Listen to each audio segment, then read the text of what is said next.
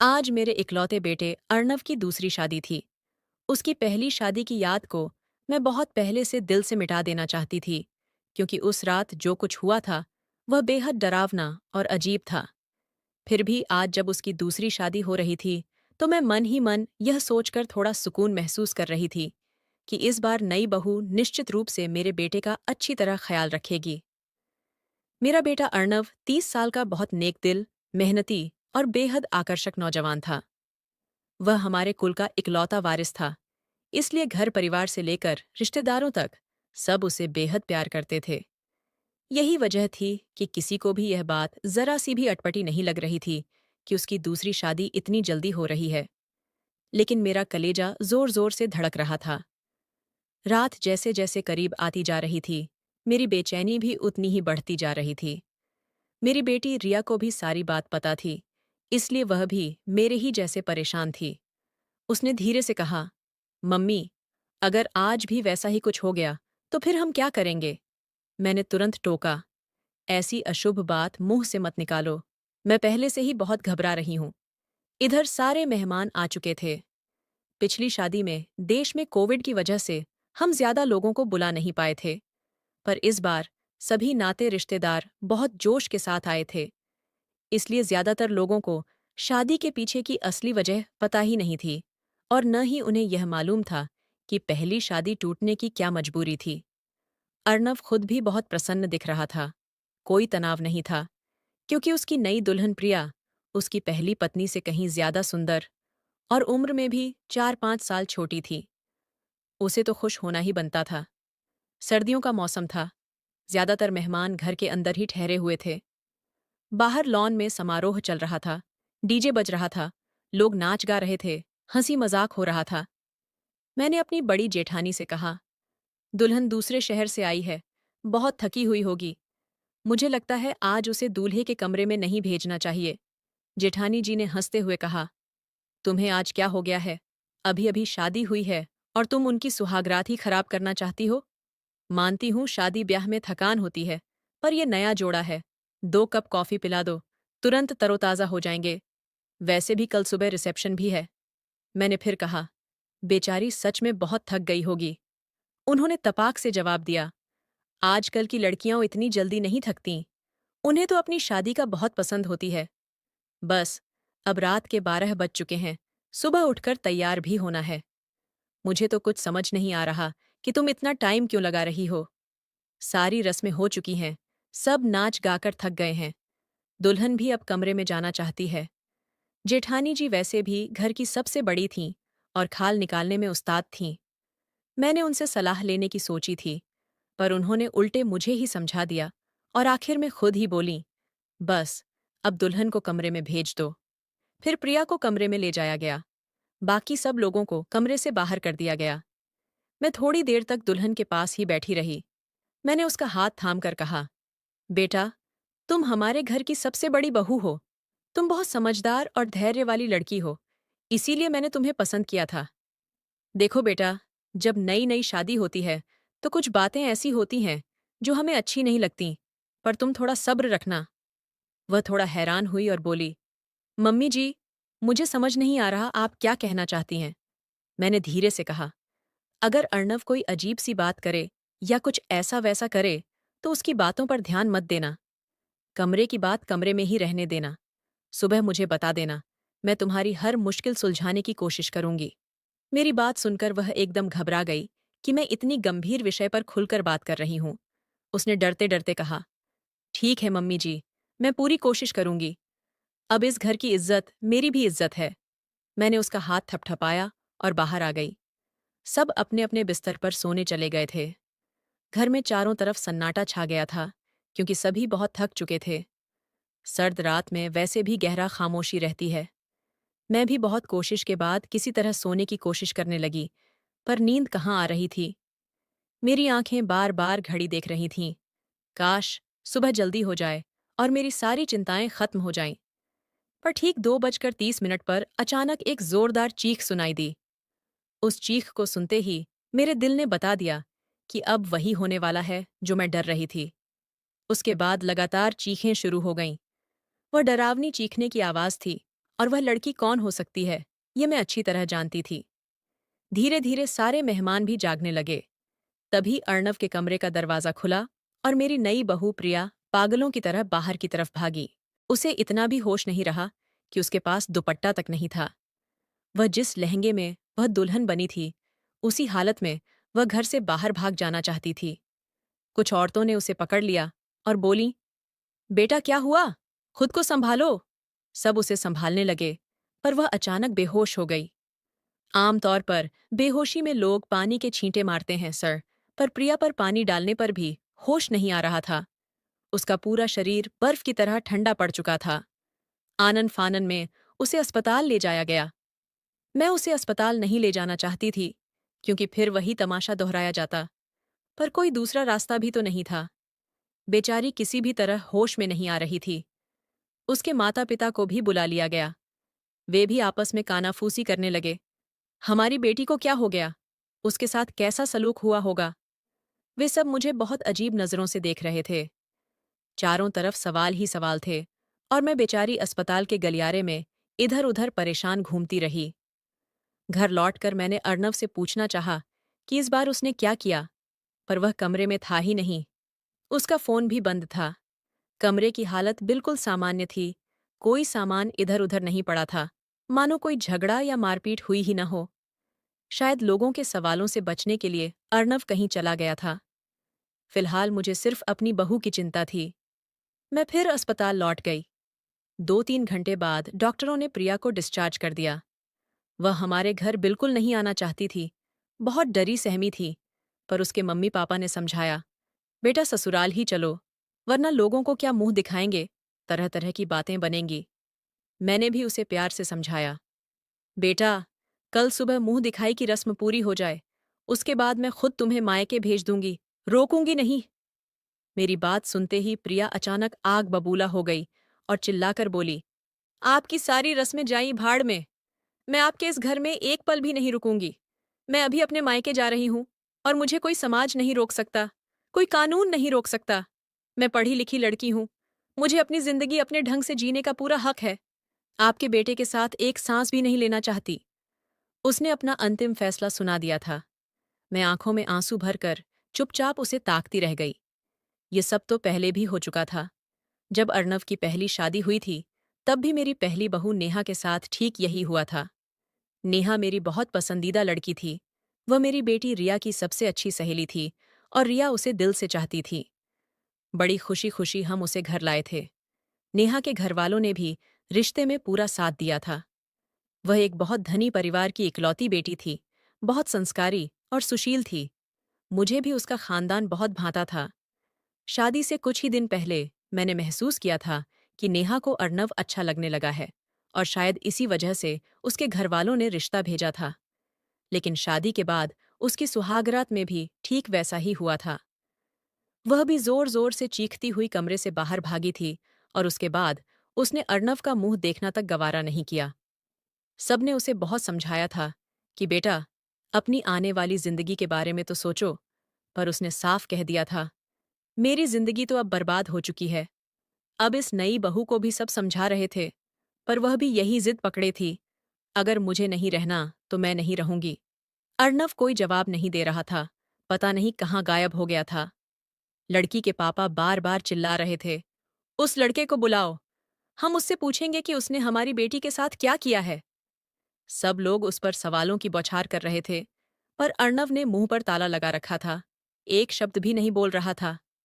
थक हार कर सब चुप हो गए। प्रिया के मम्मी पापा अर्णव को खूब बुरा भला कहते और धमकियां देते हुए अपनी बेटी को साथ लेकर चले गए। खूब बड़ा तमाशा हो गया।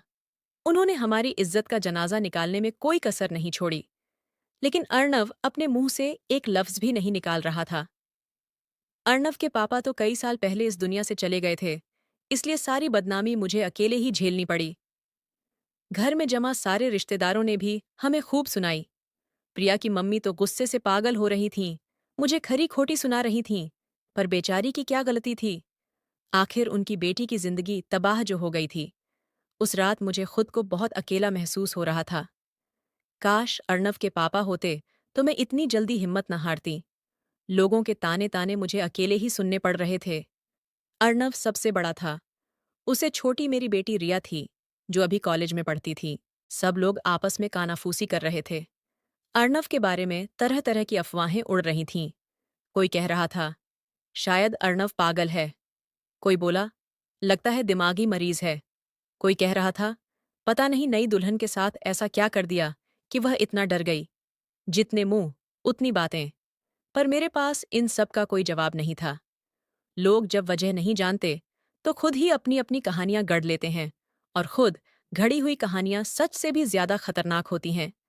मगर सबसे बड़ी मुसीबत तो यह थी कि सच मुझे भी नहीं पता था। आखिर सुहागरात को मेरी दोनों बहुएं अर्णव के कमरे से चीखती चिल्लाती क्यों भागी थीं? पहली बहू नेहा ने भी मुझे कभी कुछ नहीं बताया था।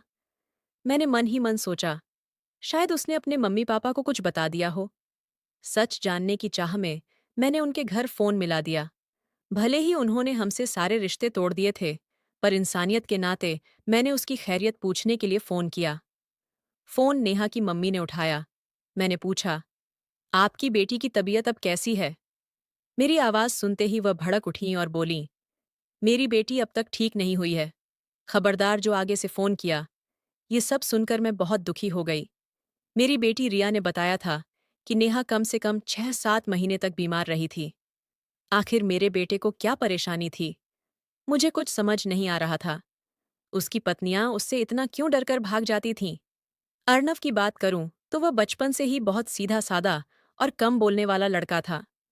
उसके अंदर कोई बुरी आदत नहीं थी, जो आमतौर पर लड़कों में होती है। वह हमारी पहली संतान था। हमने उसे बहुत प्यार दुलार से बड़ा किया था, पर इतने लाड प्यार से भी वह कभी बिगड़ा नहीं। हाँ, अपनी खूबसूरती और स्मार्टनेस पर उसे थोड़ा घमंड जरूर था। वह अक्सर कहता, मम्मी, मेरे लुक्स और स्टाइल के आगे सब फीके हैं। उसे अच्छे अच्छे ब्रांडेड कपड़े पहनने का बहुत शौक था। पढ़ाई में हमेशा अव्वल रहा। नौकरी भी समय पर कर ली। अपनी छोटी बहन रिया के लिए बहुत जिम्मेदार भाई था। उसे कॉलेज छोड़ता और लेने जाता। घर के खर्चे में हाथ बंटाता। मुझे कभी ऊंची आवाज में जवाब नहीं दिया। उसके दोस्त भी कोई गलत नहीं थे। नशा पत्ता कुछ नहीं करता था।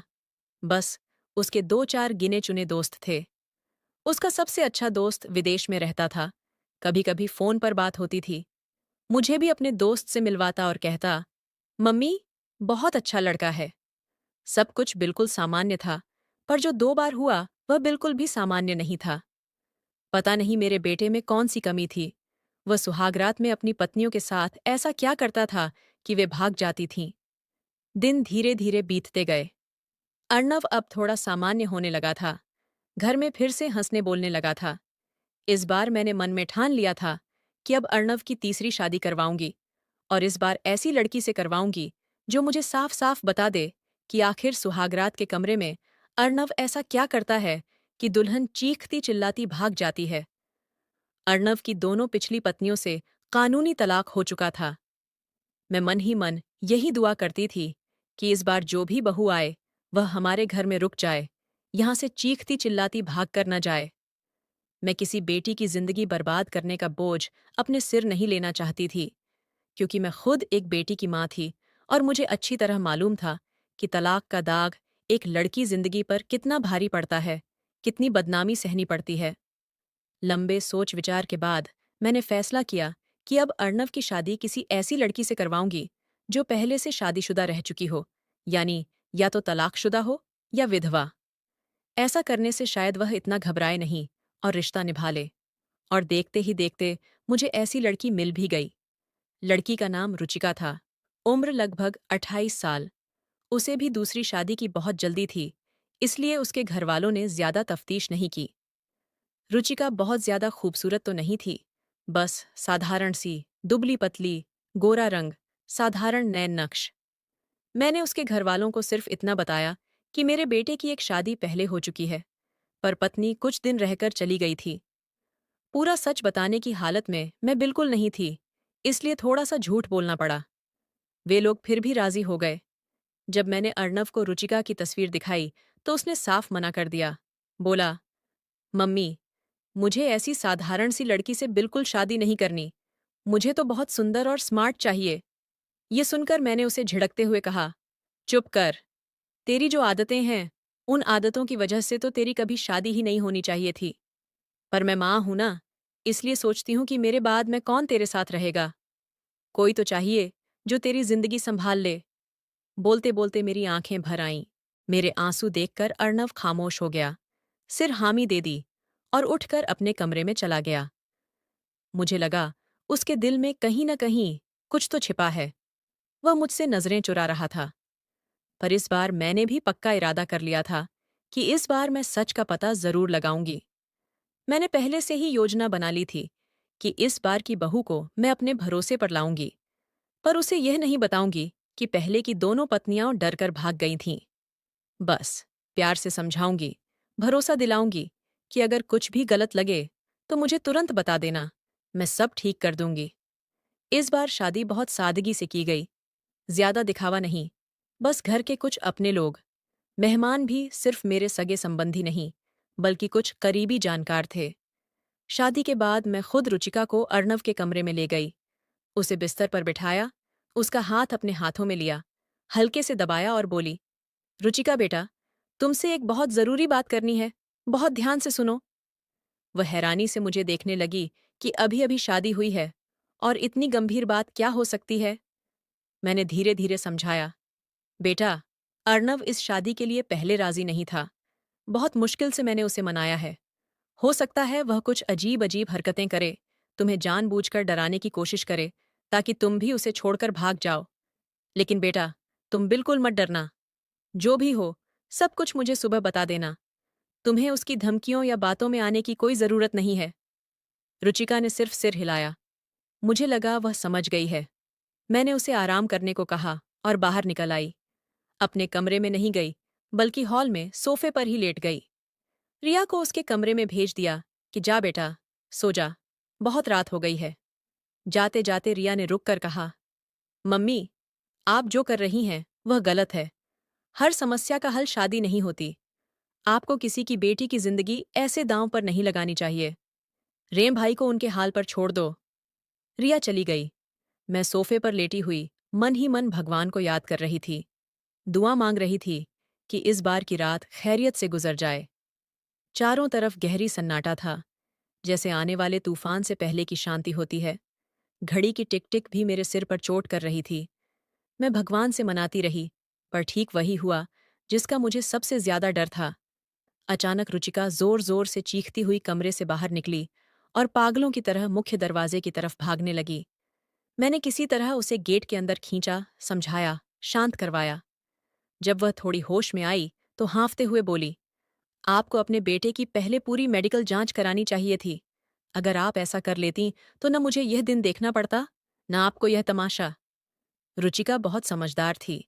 उसके पास तो दूसरा कोई रास्ता भी नहीं था।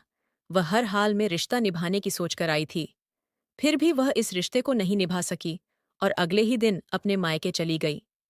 दूसरे दिन सुबह उसके घर से फोन आया, अपने बेटे से कहिए हमारी बेटी को तलाक दे दे, वरना हम कोर्ट से ले लेंगे।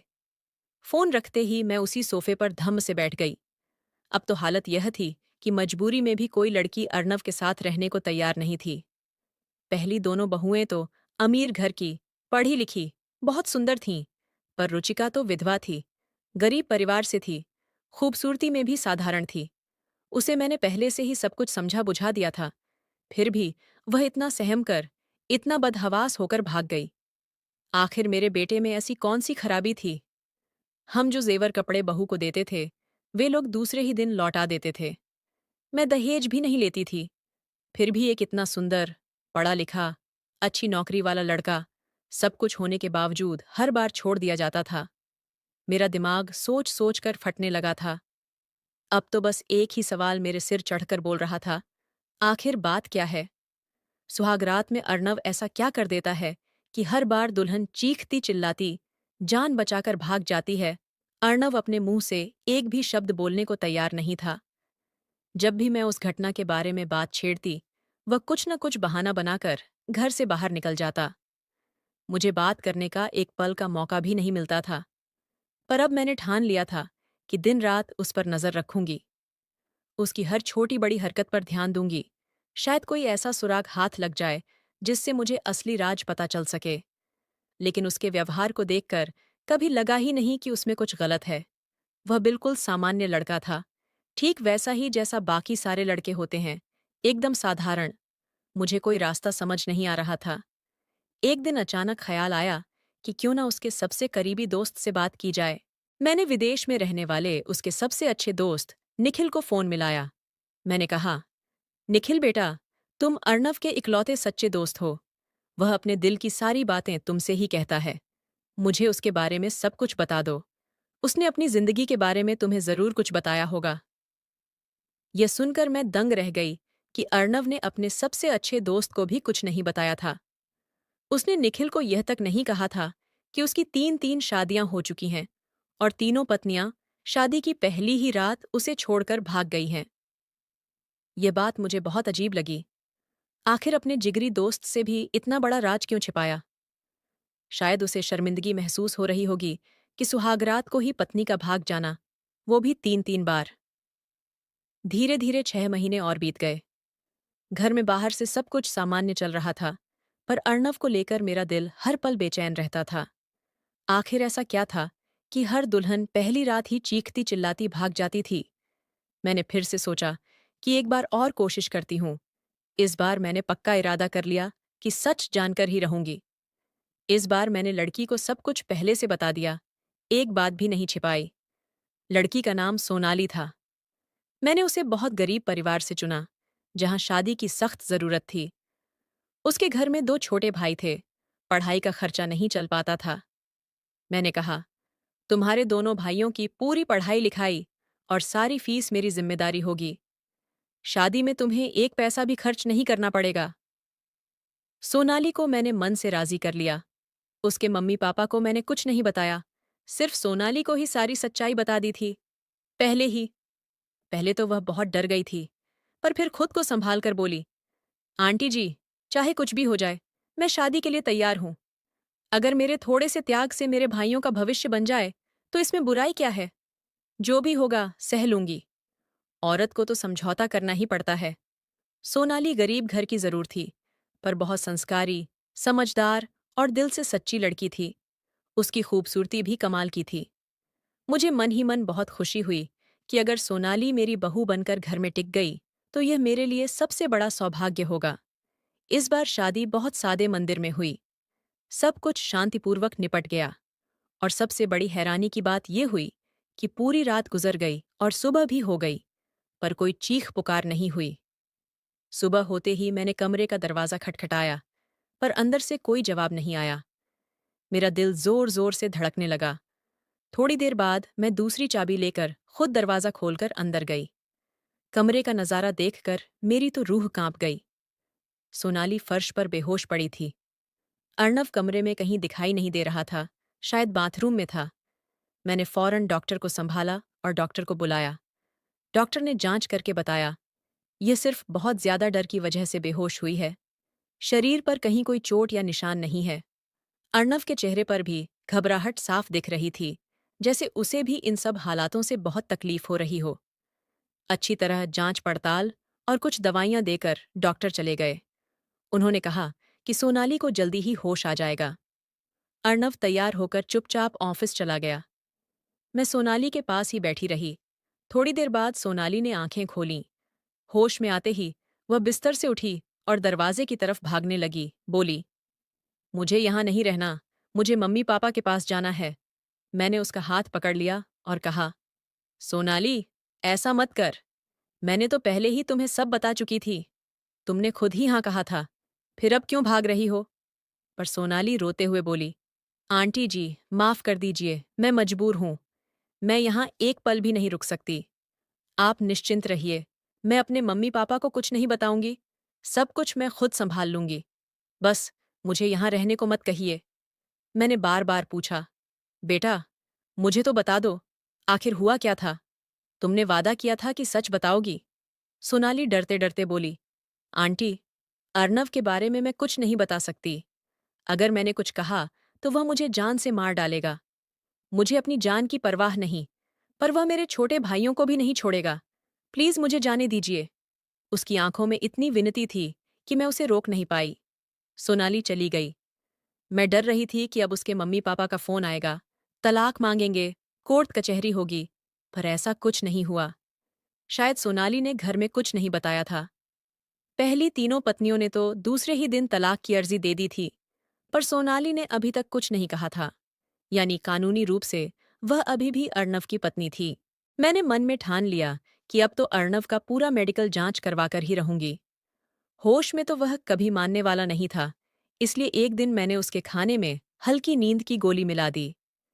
जब वह गहरी नींद में सो गया, मैंने तुरंत अपने परिचित डॉक्टर को घर बुलाया। डॉक्टर ने अर्णव के कुछ जरूरी सैंपल लिए और बोले, जैसे ही रिपोर्ट आएगी मैं आपको तुरंत बता दूंगा।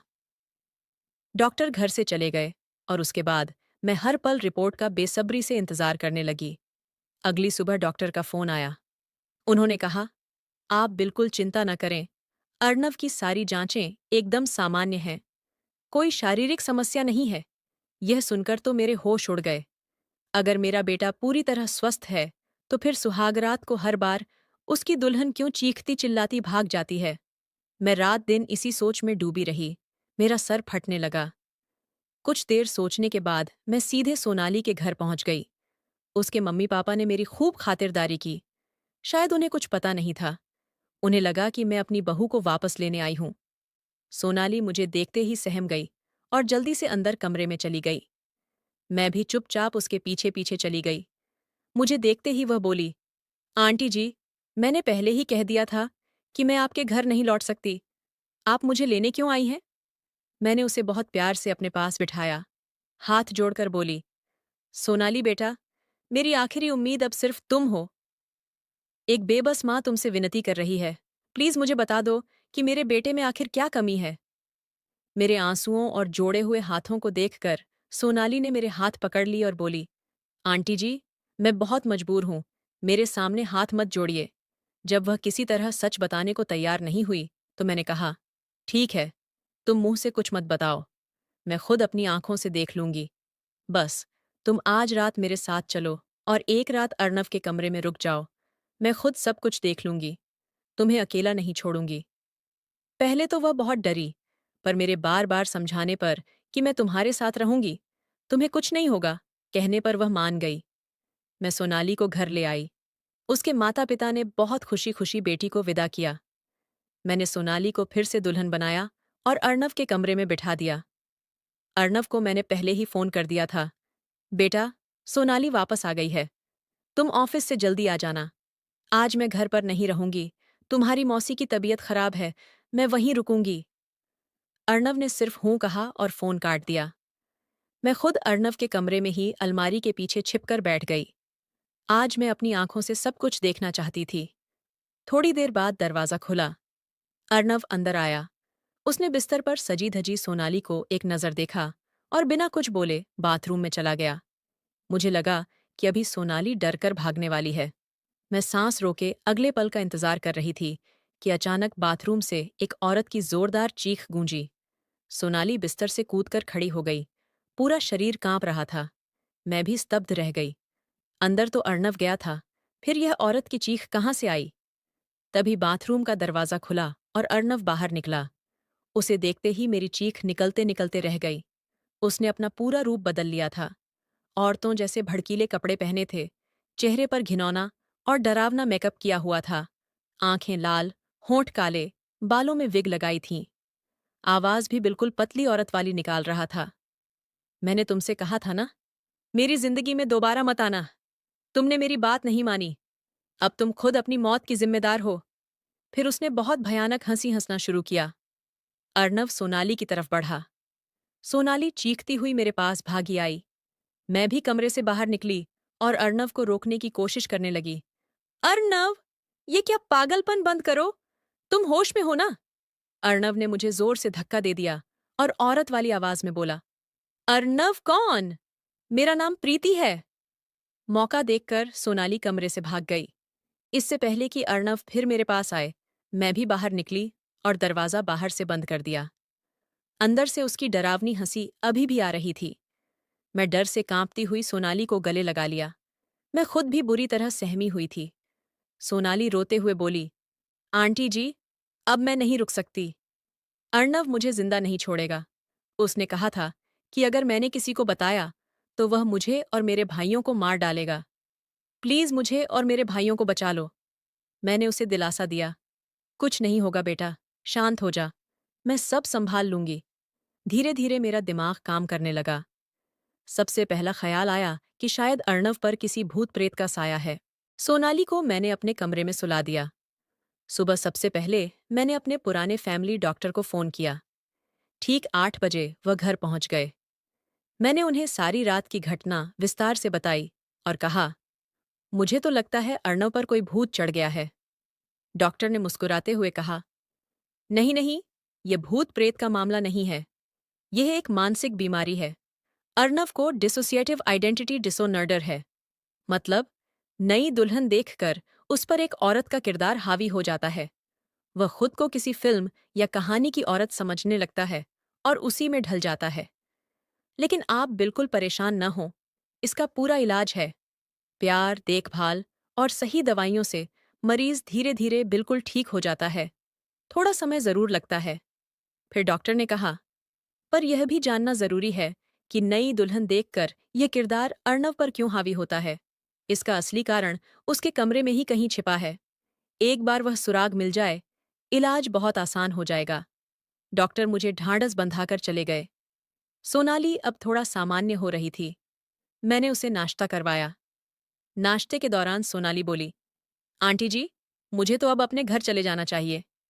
मैंने उसके सिर पर प्यार से हाथ फेरा और बोली, सोनाली बेटा, सबसे पहले तो मुझे आंटी कहना बंद करो। अब मुझे मम्मी जी कहो। और दूसरी बात, अब यही तुम्हारा घर है। सोनाली हैरानी से बोली, इतना सब देखने के बाद भी आप ऐसा कैसे कह सकती हैं? मैंने मुस्कुराते हुए कहा, बेटा, अभी डॉक्टर से बात हुई है। अर्णव बिल्कुल ठीक हो जाएगा। बस उसे थोड़ा प्यार और देखभाल चाहिए, और वह प्यार हम दोनों मिलकर उसे देंगे। मेरा विश्वास करो, अर्णव सचमुच बहुत अच्छा लड़का है। अब वह तुम्हें दिल से प्यार करेगा और तुम्हारा पूरा ख्याल रखेगा। मेरे बहुत समझाने, प्यार से मनाने और उसके घर की मजबूरी को देखते हुए सोनाली आखिरकार मान ही गई। मैंने उससे बहुत लाड से कहा, बेटा, अब एक बार मुझे मम्मी जी तो बोलो। सोनाली ने शर्माते हुए मुस्कुराकर कहा, मम्मी जी। ये 2 शब्द सुनते ही मेरे दिल को इतनी ठंडक मिली जैसे सालों बाद बारिश हुई हो। मुझे फिर से उम्मीद की किरण दिखने लगी कि मेरा बेटा बिल्कुल ठीक हो जाएगा और उसका भी अपना सुखी घर बस जाएगा। मैंने बिल्कुल सामान्य तरीके से बात की। बोली, अरे बेटा, पता नहीं चला दरवाज़ा अपने आप बंद हो गया था। चलो, अब नाश्ता कर लो। मैंने सोनाली पर कोई दबाव नहीं डाला। उसने चुपचाप नाश्ता किया और अर्णव भी तैयार होकर ऑफिस चला गया। अर्णव के जाते ही मैं सीधे उसके कमरे में गई और पूरी तलाशी लेने लगी। ज्यादा मेहनत नहीं करनी पड़ी। बेड के नीचे एक छोटा सा डिब्बा रखा था। उसमें 10-12 एक ही उपन्यास की प्रतियां थीं। सोनाली भी मेरे पास आ चुकी थी। हमने किताब खोली। उस कहानी में एक लड़की थी, प्रीति। शादी की पहली ही रात उसके पति ने उसे कमरे से धक्के मारकर निकाल दिया था और अगले दिन दूसरी दुल्हन ले आया था। प्रीति धीरे धीरे मानसिक रूप से बीमार हो गई। दुल्हन देखते ही उस पर पागलपन का दौरा पड़ता और वह खुद को प्रीति समझने लगती। आखिर में ससुराल वालों ने उसे पागल घोषित करके मायके भेज दिया। बस यही कहानी बार बार पढ़ पढ़ कर अर्णव ने खुद को प्रीति के किरदार में ढाल लिया था। मैंने तुरंत डॉक्टर को फोन किया और सारी बात बताई। डॉक्टर ने कहा, घबराइए मत, मैं दवाइयां शुरू करता हूं और ये सारी किताबें कमरे से हमेशा के लिए हटा दें। धीरे धीरे प्यार से अर्णव को समझाए, उसे प्रीति के किरदार से बाहर निकालना होगा। धीरे धीरे दवाइयों, समझाने और मेरे सोनाली के लगातार प्यार से अर्णव में बदलाव आने लगा। सोनाली उसके सामने हमेशा सादे कपड़ों में रहती, कभी ज्यादा सजती संवरती नहीं। अर्णव की नजरों में अब सोनाली के लिए सच्चा प्यार झलकने लगा। सोनाली कहीं भी जाती तो अर्णव की आंखें उसका पीछा करतीं। आज इलाज शुरू हुए पूरे 3 महीने हो चुके थे। सोनाली 3 महीने हो चुके थे। सोनाली ने जिस मेहनत, धैर्य और लगन से मेरा साथ दिया, मैं कायल हो गई। सचमुच पिछले जन्म में उसने कोई बहुत बड़ा पुण्य किया होगा, जो मुझे सोनाली जैसी बहू मिली। वह अभी तक मेरे कमरे में ही सोती थी, पर आज मैंने फैसला कर लिया कि अब सब कुछ पूरी तरह ठीक करना है। मुझे पूरा यकीन था कि अर्णव अब बिल्कुल स्वस्थ हो चुका है। मैंने सोनाली से प्यार से कहा, बेटा, आज आखिरी कदम उठाना है। इसके बाद तुम्हारी जिंदगी में सिर्फ खुशियां ही खुशियां होंगी। वह मेरी तरफ देखने लगी। मैंने समझाया, आज तुम्हें फिर से दुल्हन बनकर अर्णव के कमरे में जाना है। सोनाली पहले तो सहम गई, लेकिन जल्दी ही संभल भी गई। शायद उसे भी अब पूरा भरोसा हो चुका था कि अर्णव बदल गया है। उसने भी अर्णव की प्यार भरी नजरें पढ़ ली थीं। मैंने कहा, डरने की बिल्कुल जरूरत नहीं। दरवाजा खुला रखना, मैं बाहर ही खड़ी रहूंगी। अगर जरा सा भी कुछ गलत लगे तो तुरंत बाहर आ जाना। रात को अर्णव के आने से पहले ही मैंने सोनाली को पूरा दुल्हन बनाया, बेड को फूलों से सजाया और उसे बिठाकर बाहर आ गई। अर्णव आया। खाना खाते वक्त उसकी नजरें बार बार इधर उधर घूम रही थीं। मैं समझ गई कि वह सोनाली को ढूंढ रहा है, पर मैं अनजान बनी रही। थोड़ी देर बाद अर्णव खुद बोला, मम्मी, सोनाली आज कहीं दिख नहीं रही। कहाँ है? मैंने मुस्कुराते हुए कहा, पहले खाना खत्म करो बेटा, फिर अपने कमरे में जाओ। वहां तुम्हें अपना जवाब मिल जाएगा। खाना खत्म करके अर्णव अपने कमरे में चला गया। मेरा दिल जोर जोर से धड़क रहा था। मैं भी चुपके से उसके पीछे गई और दरवाजे के बाहर खड़ी हो गई। मैंने कान लगाकर सुना। अंदर पूरी शांति थी। फिर थोड़ी देर बाद सोनाली और अर्णव की हल्की हल्की सरगोशियां सुनाई देने लगीं।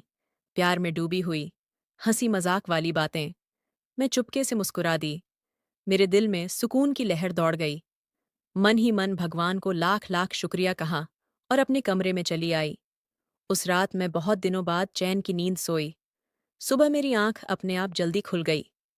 मैं भागकर किचन की तरफ गई तो सोनाली पहले से ही वहां मौजूद थी। मुझे देखते ही उसके चेहरे पर शर्मीली मुस्कान फैल गई।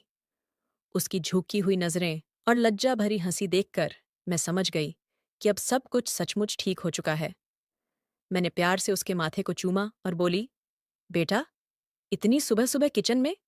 सोनाली शर्माते हुए बोली, मम्मी जी, अर्णव को कॉफी चाहिए थी, वही बना रही हूं। मैं हंस पड़ी और बाहर हॉल में आकर सोफे पर बैठ गई। आंखें बंद करके मैंने मन ही मन दुआ मांगी, हे भगवान, मेरे अर्णव और सोनाली की जिंदगी में हमेशा खुशियां बनी रहे। मेरे परिवार को कभी किसी की बुरी नजर न लगे। तो दोस्तों, आपको यह कहानी कैसी लगी कमेंट करके ज़रूर बताएं। अगर आपको यह कहानी पसंद आई हो तो इसे लाइक करें और अपने दोस्तों के साथ शेयर करें। आगे भी ऐसी ही रोमांचक कहानियों के लिए हमारे चैनल को सब्सक्राइब करें और बेल आइकन दबाना ना भूलें, ताकि आप हमारी कोई भी कहानी मिस ना करें। धन्यवाद।